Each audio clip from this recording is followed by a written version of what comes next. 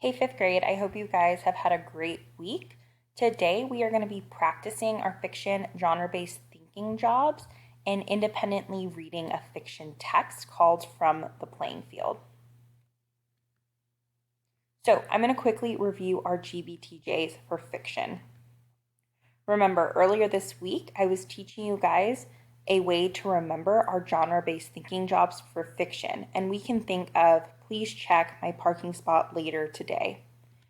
Remember, this stands for point of view, character, motivation, problem, solution, lesson learned, and theme.